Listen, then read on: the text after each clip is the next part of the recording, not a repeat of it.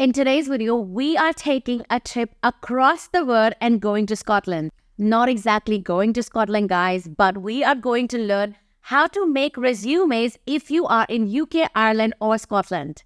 As a part of my Exclusive Resume Revamp Club, I am going to be reviewing Joshna's resume, who is a graduate IoT engineer in Scotland, and help her revamp her resume to get more job interviews. My Exclusive Resume Revamp Club is a scholarship program where me and my team select one person every week to help them revamp their resume for free. So if you're somebody who's on a tight budget and need my help, click on the link in the description and apply today. Pitch us why we should select you. Make us a pitch that is impossible and irresistible to resist. So are you ready to go to Scotland today?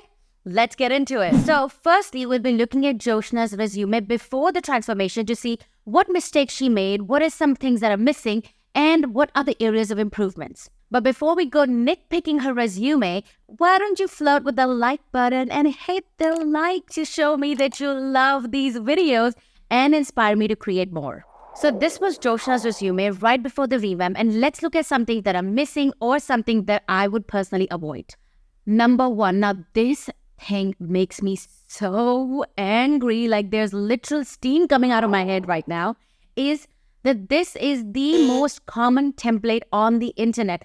I get it, Joshna, you've gotten it for free from some dodgy website online, and I see this template being circulated to 95% of people and me. And this template makes me angry. Why? Because this template is not ATS friendly. So you could have the best content in your resume, and if you put it in this template, it doesn't go to the hiring software, it gets you rejected, and you're back to square one. If you're putting time and resources into writing your own resume and making all that effort, why not go an extra length and make sure that your resume is ATS friendly? I would recommend Joshna to get one of my ATS resume template kits. That is because they are 100% ATS friendly. And I've also tested them over 360 people across 18 countries. And what more proof do you want? I get it. A lot of people are going to be commenting on why this template is not ATS friendly and why are you the queen of ATS. So we're going to roll in the timer and I'm going to tell you in less than 30 seconds why this template is not ATS friendly.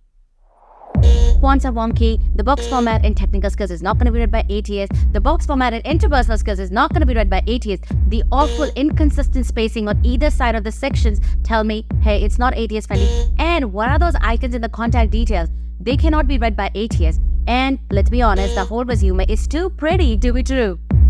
Oh my God, I did it. And what more do you want? So me and my team sat down with Joshna for 15 to 20 minutes to understand her education, understand her university project, master's dissertation, and also her work experience as a coding tutor to work out those deliverables and the skill set she's developed. But before I show you the ultimate resume transformation of Joshna, let's hear on how excited she is. Hey, I'm super excited to meet Divya and get my resume revamped by her.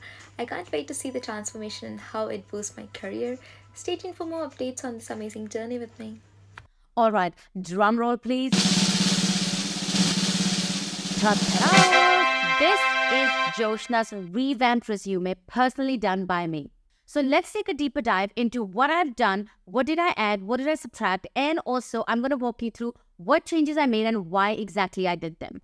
The number one thing I did was to delete that template because it was making me cringe, and put it in a simple Word document because nothing is safer than Word document resume templates or my ATS resume templates.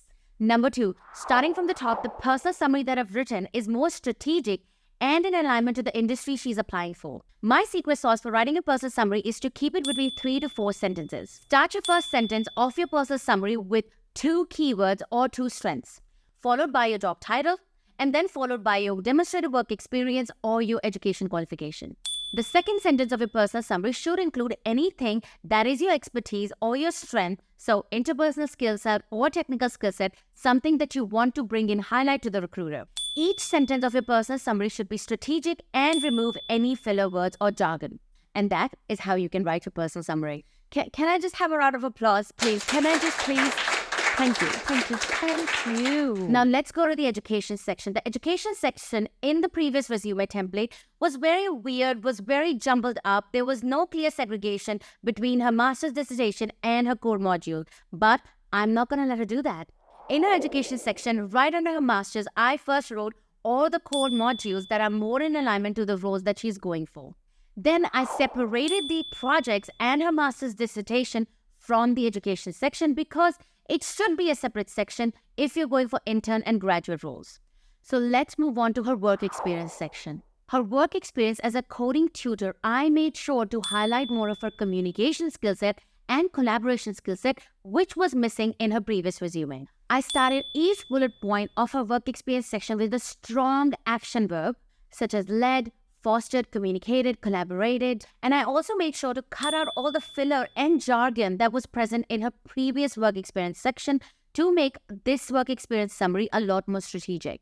All the bullet points in her work experience section showcases leadership, proactiveness, initiative, empowering, educating people, and communication. Now let's go to her master's dissertation or her industrial project. I made sure to segregate the projects from education summary so as to add more content in the resume.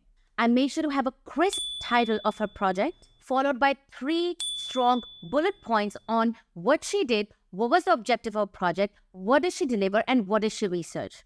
And also the positive impact her project is going to have on visually impaired people. I also made sure to add a metric to emphasize on the impact of what she did and how she actually improved the recognition software.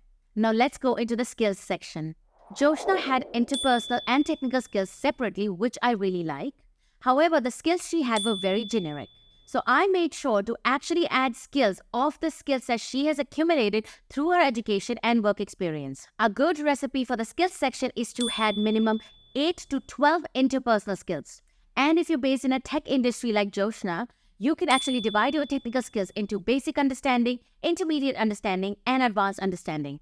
In the last section, I made sure to emphasize on her awards and accomplishments to make her stand out as a stellar candidate. I hope this video helps you understand what are the requirements of writing your resume if you're based in Scotland, Ireland, or the UK, and what is expected out of you from an industry perspective. If you really like this video, comment below what was your best part or which country you're from so I can give you some personalized advice, and also hit that like button. Hit that subscribe button so you always know when I post a new video. In the meantime, why don't you check out this awesome transformation that I did, or even this video to get some more tips. And I'll see you next time.